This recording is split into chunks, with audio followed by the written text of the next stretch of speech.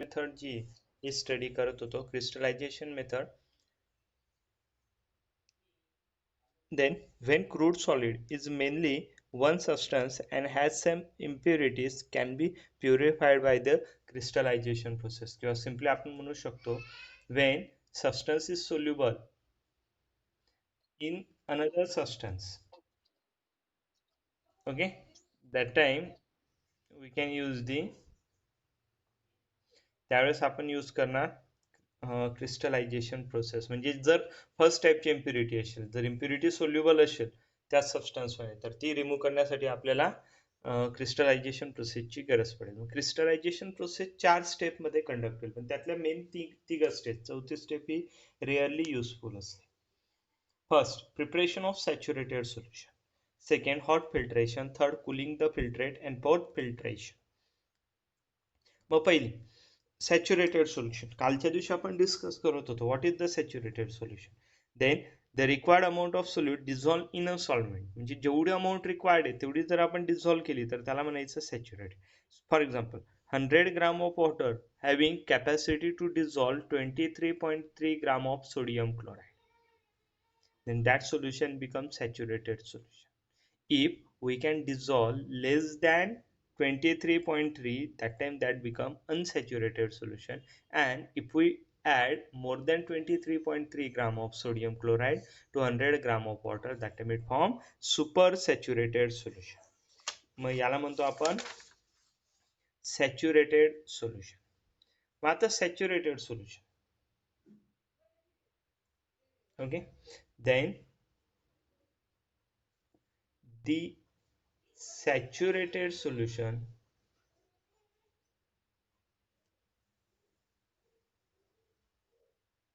become strongly heat.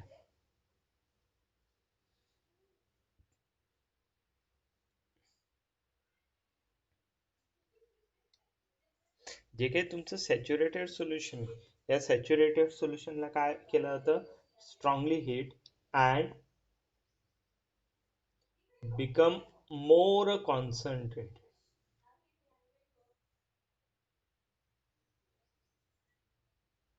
that means evolution of solvent. More concentration बनवणं, more concentration बनवणं म्हणजे काय, म्हणजे सॉल्व्हेंट पार्टिकलला इव्हॉल्व करणं, ओके, त्यांचं व्हेपरायझेशन करणं. इव्होल्युशन म्हणजेच काय म्हणू शकतो आपण, vaporisation. Vaporisation of solvent particle, solvent पार्टिकलचं काय करतो आपण, त्यात वेपरायझेशन करतोय. And gives concentrated solution. ठीक आहे, हे काय असेल, कॉन्सन्ट्रेटेड सोल्युशन असेल. म्हणजेच काय केलं, मी जर सपोज हा बिकर घेतला, या बिकरमध्ये मिक्सचर तयार केलं, ठीक आहे, सोल्यूट आणि सॉल्व्हेंटचं एक मिक्सचर घेतलं या पद्धतीने, आणि ह्या बिकरला मी एक ट्रायपॉड स्टँडला ठेवलं या पद्धतीने, आणि याला काय केलं, हिटिंग देणं स्टार्ट केलं.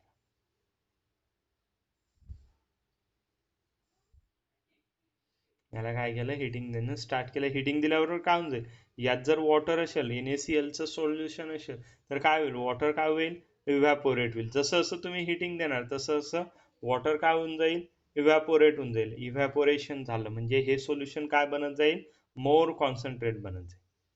आणि याचं सोल्युशन ज्यावेळेस ते हॉट आहे त्याच वेळेस जर तुम्ही त्याला फिल्ट्रेट केलं, अशा हॉट कंडिशन मध्येच काय केलं, हे सोल्युशन हॉट कंडिशन मध्ये फिल्टर केलं, तर त्यापासून आपल्याला लिक्विड भेटेल.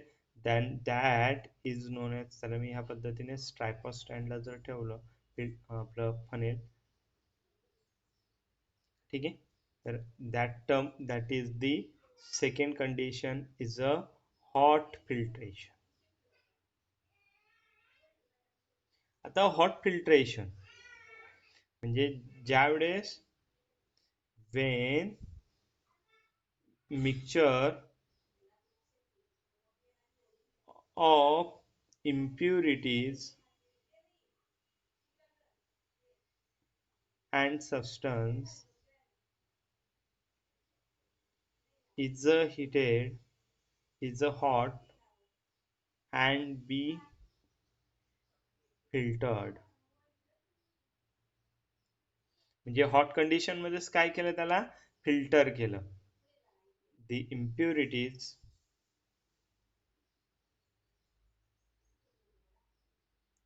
are obtained as residue. तर मोस्ट ऑफ केसेस मध्ये काय होतं, ज्यावेळेस तुम्ही हॉट करत असता, ओके, ज्यावेळेस तुम्ही सोल्युशन हीट करत असतात, तर ज्या काही इम्प्युरिटीज असतील या ऑटोमॅटिकली काय होऊन जातात, सॉलिडिफाय होऊन जातं, ते सॉलिड फॉर्म मध्ये कन्वर्ट होऊन जातं. म्हणून फिल्टर मध्ये जो काही रेसिड्यू असेल, ह्या रेसिड्यू जो असेल, हा रेसिड्यू काय भेटेल आपल्याला, इम्प्युरिटीज ऑप्टेन होते आणि त्यापासून आपल्याला फिल्ट्रेट ऑप्टेन होईल आणि filtrate is the clear solution. पण तो कसा आहे, हॉट आहे. ओके, आता बाय ह्या प्रोसेसमध्ये एक महत्वाची गोष्ट, की जर तुम्ही हॉट सोल्युशन जर पास करताय तर त्यापासून फिल्टर पेपर ब्रेक होत नाही का. आपण त्यासाठी सुद्धा टेक्निक्स आहेत, की आधी आपण हा फिल्टर पेपर वेटेड करतो आणि आपण डायरेक्टली सोल्युशन घेतलं आणि डायरेक्टली आपण डीप करत नाही. तर त्यासाठी काय करत असतो आपण, सपोज या पद्धतीचा तुमचा फनेल आहे, ओके, आणि फनेलमध्ये हा वरून ह्या पद्धतीने तुम्ही फिल्टर पेपर अडकवलेला आहे. ओके, तर डायरेक्टली आपण सोल्युशन कधी ऍड करत नाही. डायरेक्ट सोल्युशन जर ऍड केलं तर ऑब्विसली काय होऊन जाईल, तो ब्रेक होऊन जाईल. पण हा फिल्टर पेपर मी कालच्या दिवशी बोललो होतो की एका बाजूला किती फोल्ड असतील, या पद्धतीने 3 फोल्ड असतील आणि एका बाजूला असेल 1 फोल्ड. ह्या पद्धतीचा फिल्टर पेपर असतो. एका बाजूला किती फोल्ड असतील, 3 फोल्ड, आणि एका बाजूला असेल 1 फोल्ड. तर ज्या बाजूला 3 फोल्ड असतील त्या बाजूला काय करतो आपण, ग्लास रॉड लावतो. म्हणजे असं बारीक काचेची नळी असते, ती आपण त्या साईडला ज्या बाजूला जास्त फिल्टर पेपर आहे त्या बाजूला धरतो आणि ह्या ग्लास रॉड वर आपण काय करत असतो, जे काही सोल्युशन आपल्याला टाकायचं आहे हे सोल्युशन ह्या ग्लास रॉड वर टाकत असतो. त्यामुळे ते पर्टिक्युलरली काय होईल, डायरेक्ट न पडल्यामुळे फिल्टर पेपर हा खराब होत नाही. इट विल स्लोली ऍडेड, आपण स्लोली ऍड करतो आणि त्यामुळे ते इथं आपल्याला सोल्युशन जे ते जमा होत जातं आणि त्यापासून आपल्याला फिल्ट्रेट जो आहे तो काय होत जातो, ऑप्टेन होऊन जातो. That are basic techniques. या काही टेक्निक्स आहेत, या टेक्निक्सने आपण ते करत असतो, त्यामुळे फिल्टर पेपर जो तो ब्रेक होत नाही. ओके, आणि याची जी काही फिल्ट्रेशन आहे हॉट कंडिशन मध्ये, त्याला म्हणतो आपण हॉट फिल्ट्रेट. आणि त्या हॉट फिल्ट्रेट मध्ये आपल्याला जो काही फिल्ट्रेट तयार होईल हा फिल्ट्रेट इम्पॉर्टंट आहे. Okay, then the third, cooling the filtrate. इथं लिहिलं चालेल ना,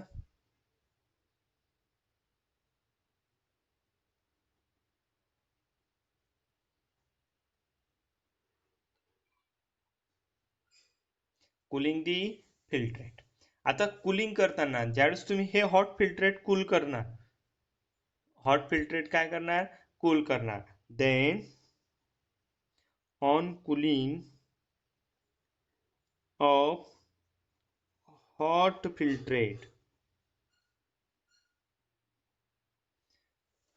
जर आपण हॉट फिल्ट्रेटचं कूलिंग केलं, on cooling of hot filtrate it form crystals, it form crystals, आपल्याला क्रिस्टल्स तयार होतात.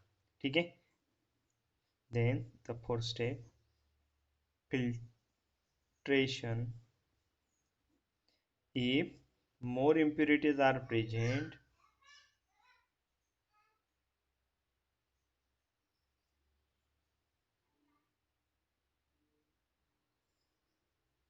we can again filtrate it.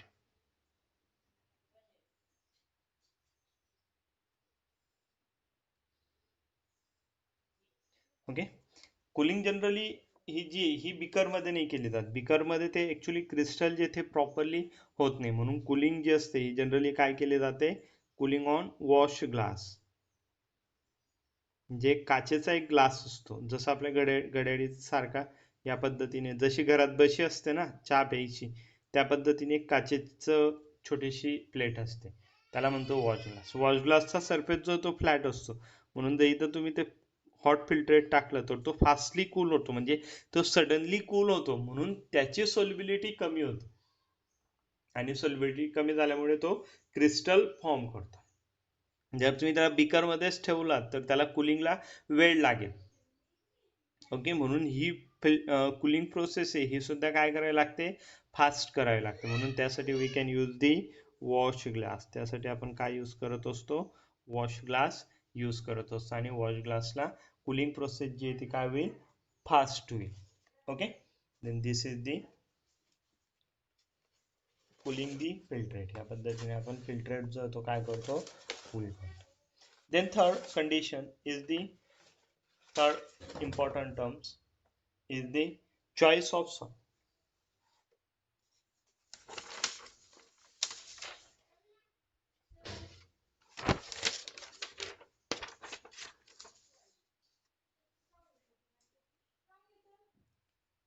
Next, choice of solvent. आता सॉल्व्हेंट कुठला चूज करायचा किंवा सॉल्व्हेंट कसा घ्यायचा हे खूप महत्वाचं आहे, कारण की सॉल्व्हेंटवर आपलं सर्व क्रिस्टलायझेशन प्रोसेस जी आहे ती बेस्ड आहे. म्हणून solvent is the most important for crystallisation process. मग आता सॉल्व्हेंट कसा घेणार, the first point.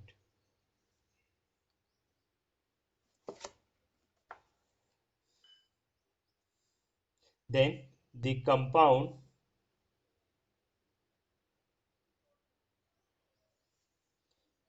to be crystallized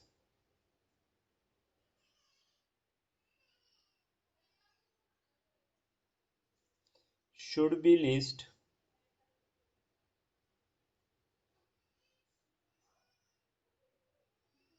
or sparingly soluble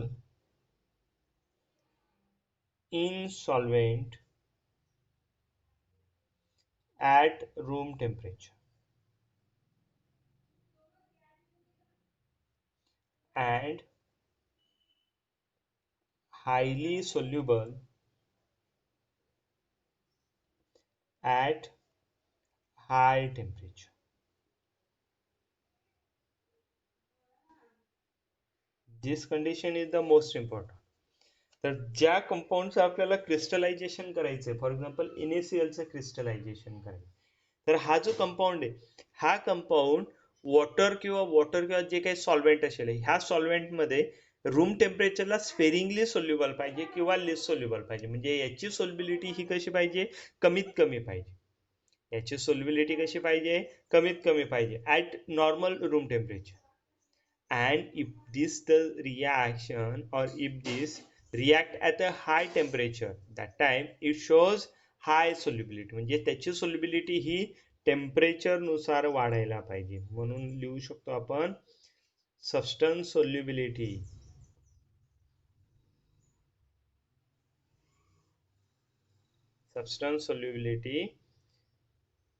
directly proportional with temperature. सबस्टन्सची सोल्युबिलिटी ही कुणासोबत पाहिजे, टेम्परेचर सोबत डायरेक्टली प्रोपोर्शनल पाहिजे. म्हणजे टेम्परेचर वाढलं तर सोल्युबिलिटी वाढायला पाहिजे. रूम टेम्परेचर असेल, लो टेम्परेचर आहे, सोल्युबिलिटी कमी. इतर टेम्परेचर रिएक्शन वाढवलं, सोल्युबिलिटी वाढली. देन सेकंड कंडिशन,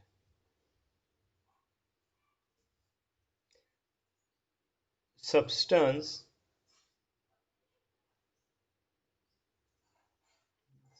म्हणण्यापेक्षा त्याला कंपाऊंड म्हणतो. Compound should not be chemically reacted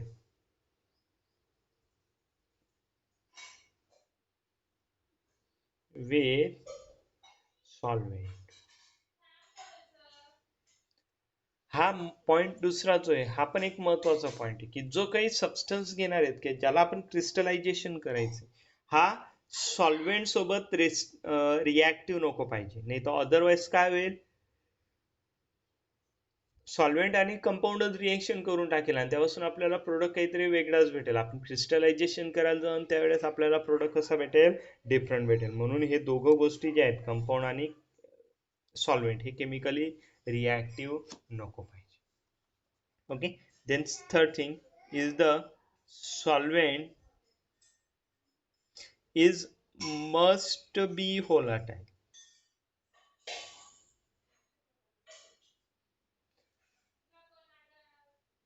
Okay, so it can easily removed from solution.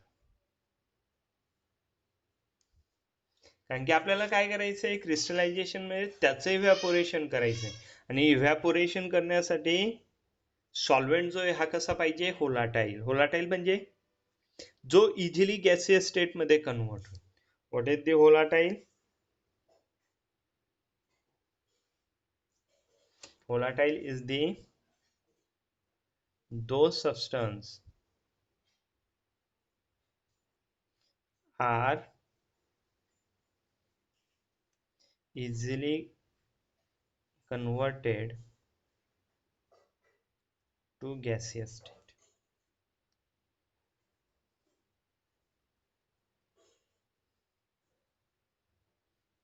For example petrol हा होलाटाईल सबस्टन्स आहे.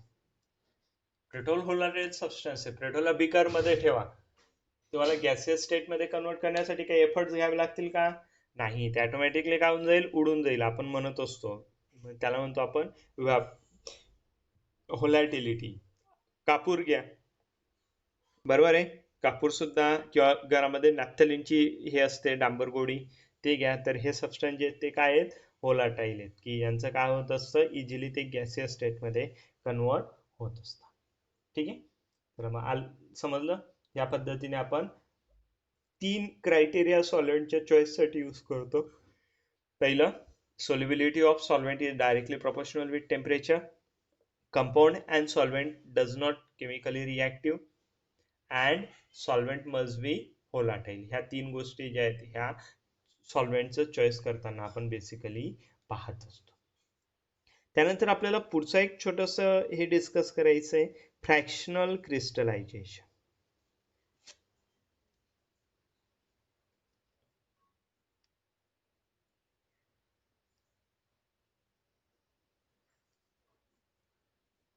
Fractional crystallisation.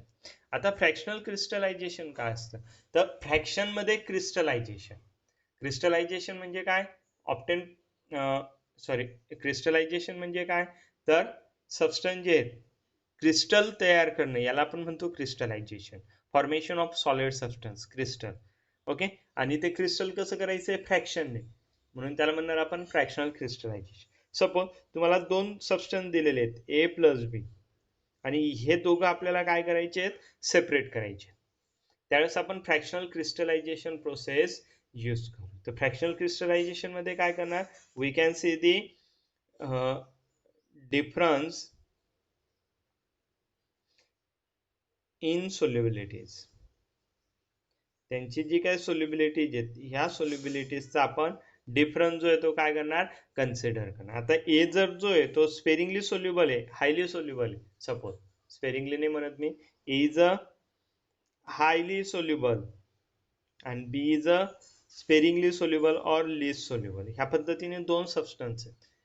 ओके. यांना मी मिक्स केलं, तर हा हायली सोल्युबल आहे, म्हणून काय करेल मी, याला सबस्टन्स मध्ये सोल्युबल राहू देईल सॉल्व्हेंट मध्ये, आणि हा जो लिस्ट सोल्युबल आहे म्हणून आधी याला एक्स्ट्रॅक्ट करून याचा आधी क्रिस्टलायझेशन करेल आणि याला कुठल्या स्टेट मध्ये ठेवेल, लिक्विड स्टेट मध्ये ठेवेल. म्हणजेच काय होईल, बी फर्स्ट क्रिस्टलाइज, बी चं काय केलं, पहिले क्रिस्टलाइज केलं. That time A is a in solvent as soluble state. ठीक है. And then A is a crystallize. ठीक आहे, समजलं. मग एला काय केलं, मला ए आणि बी ना जर क्रिस्टलाइज करायचं असेल तर मी काय केलं, आधी बी ला आधी क्रिस्टलाइज करून घेतलं, जो लिस्ट सोल्युबल आहे तो. कसं, तर ए ला सॉल्व्हेंट स्टेट मध्ये सोल्युबल राहू दिलं आणि बी चं क्रिस्टलायझेशन करून घेतलं. एकदाचं बी रिमूव्ह झाला तर सोल्युशन मध्ये काय राहील, फक्त ए राहील आणि नंतर मग ए ला काय करेल मी, एक्सट्रॅक्ट करेल. ह्या पद्धतीने काय करेल मी, फ्रॅक्शनल क्रिस्टलायझेशन मेथड यूज करत असतो. ठीक आहे. तर मग आपल्याला पुढची अजून एक मेथड डिस्कस करायची आहे, that known as distillation.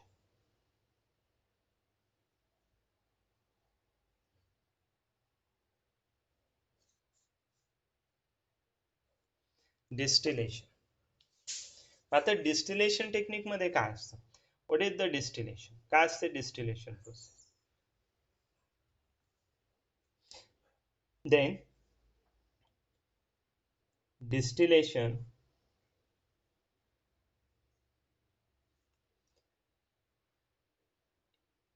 is one of the important technique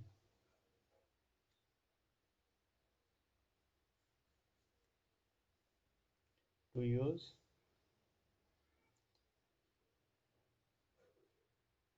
for separation. आता सेपरेशन कुणाचं होतं, then first volatile liquids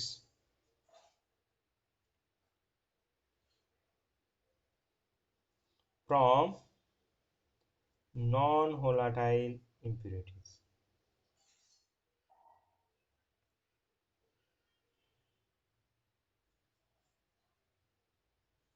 Volatile liquid from non-volatile impurity, this is the first.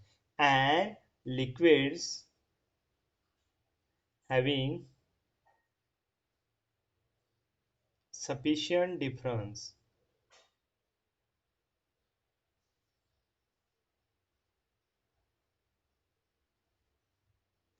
in their boiling.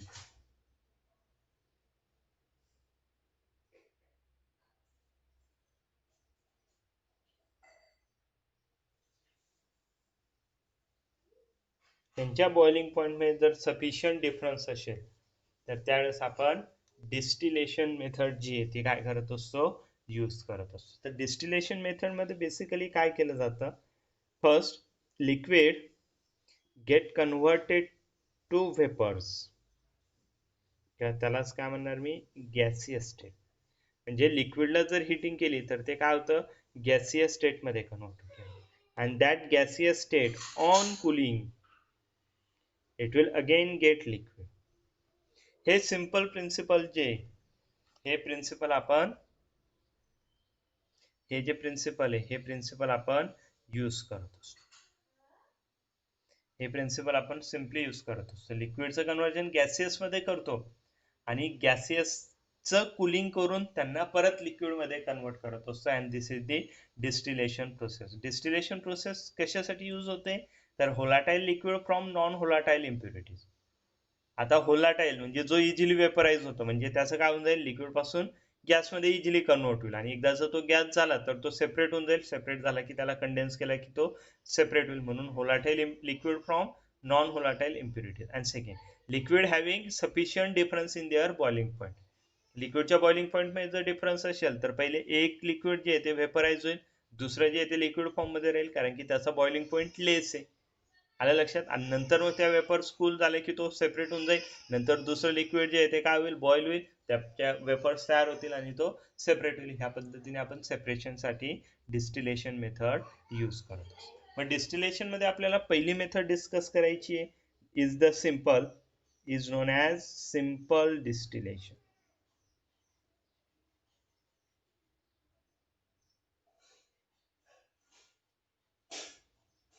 Is non as simple distillation.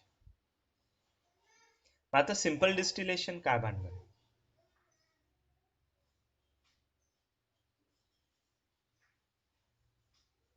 ठीक आहे. तर simple distillation मध्ये एक महत्वाची गोष्ट असते, that principle depend upon the boiling point of solution.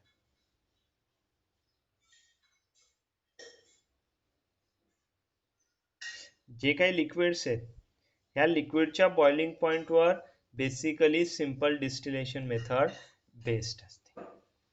मग आता सिंपल डिस्टिलेशन मध्ये काय होत असतं, तर सिंपल डिस्टिलेशन मध्ये आपण एक असेंब्ली तयार करतो. आपण एक राऊंड बॉटम फ्लास्क घेतो. हा जो फ्लास्क आहे याचा बॉटम कसा आहे, राऊंड आहे, म्हणून याला आपण राऊंड बॉटम फ्लास्क म्हणतो. ठीक आहे. आणि ह्या राऊंड बॉटम फ्लास्क मध्ये आपल्याला जे काही लिक्विड सेपरेट करायचं हे लिक्विड घेतो.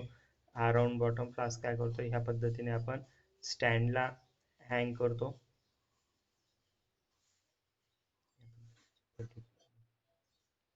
पद्धतीचं स्टँड असेल त्याला हँग करू आणि राऊंड बॉटम फ्लास्क जो आहे तो ट्रायपॉड स्टँडला ठेवू आपण. ओके, या पद्धतीने राऊंड आहे तर आपण ट्रायपॉड स्टँडला ठेवला ह्या पद्धतीने आणि त्याला खालून हिटिंग करण्यासाठी आपण बर्नर्स लावले. या पद्धतीने आपण त्याची हिटिंगची व्यवस्था, जे काही लिक्विड आपल्याला घ्यायचं ते लिक्विड आपण याच्यात घेतलं. त्यात अजून एक करणार आपण, इथे एक थर्मामीटर ऍड करणार की थर्मामीटरचा जो काही खालचा बॉटम आहे बाउल, हा बाउल कुठे असेल ज्याच्यात आपण मर्क्युरी फिलअप असतो, हा कुठे आहे, बॉटमला आहे. ओके, आणि त्याच्यावर ह्या पद्धतीचे काहीतरी मार्किंग जे आपल्याला ह्या सोल्युशनचं एक्झॅक्ट टेम्परेचर सांगेल. आणि एक छोटस एक ॲपर्चर घेतला, एक पाईप घेतलाय आणि तो इकडच्या बाजूला ह्या पद्धतीने जातोय. आणि हे सर्व जी असेंब्ली ही काय केली मी रबर कॉर्कने फिट केली.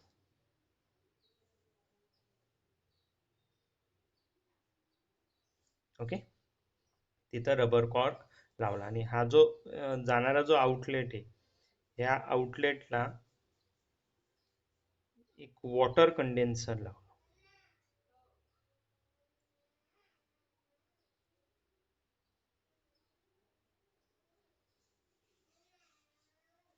ठीक आहे.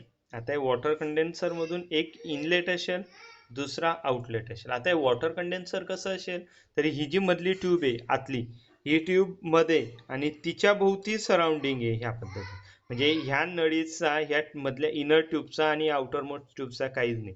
जे काही वॉटर असेल हे ह्या बाहेरच्या ट्यूब मध्येच काय होत असेल, रिव्हॉल्व होत असेल. म्हणून ते मधल्या याच्याशी फक्त ते कुलिंगचं काम करेल. कुणाचं, ही जी इनर साइड ट्यूब आहे ह्या इनर साइड ट्यूबचं कुलिंगचं काम करेल.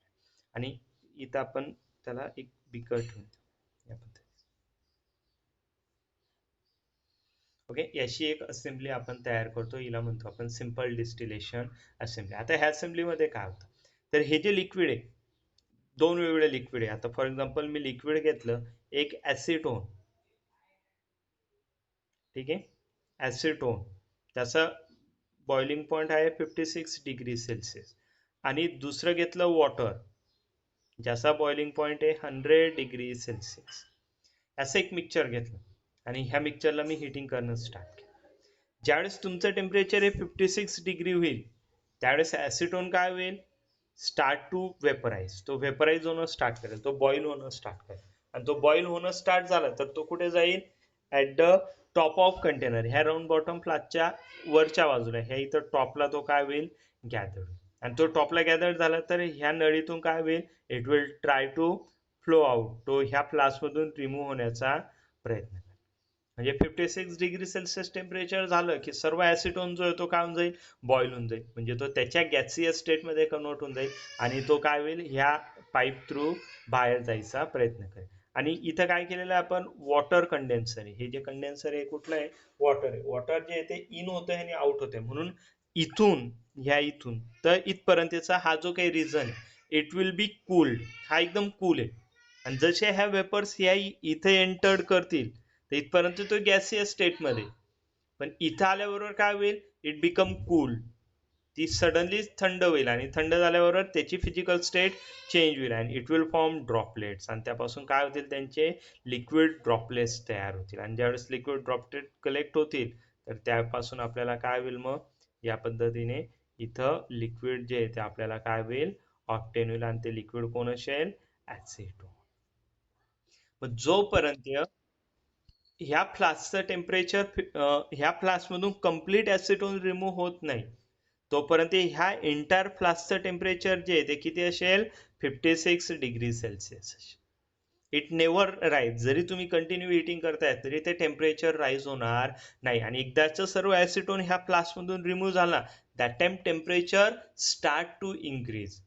आणि जसं टेम्परेचर वाढणं सुरू होईल तोपर्यंत रिमेनिंग जो काही ऍसिटोन असेल फ्लास्क मधला हा काय होईल कम्प्लिटली कंडेन्स होऊन जाईल. आणि टेम्परेचर 100 डिग्री सेल्सिअस व्हायला काहीतरी 5-10-15 सेकंदाचा वेळ लागेल.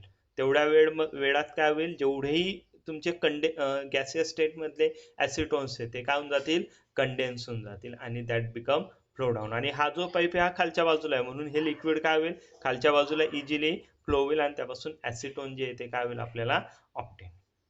त्यापासून ऍसिटोन जे आहे ते काय होईल ऑप्टेन होईल. आणि नंतर मग काही वेळानंतर 100 डिग्री सेल्सिअस ज्यावेळेस टेम्परेचर होईल त्यावेळेस फ्लास्कमध्ये ऍसिटोन आहे का नाही. तर जे काय असेल ते काय असेल फक्त वॉटर असेल. म्हणून सेकंड जो काही रिमूव्ह होईल तो काय असेल water. Then the liquid which first separate from distillation process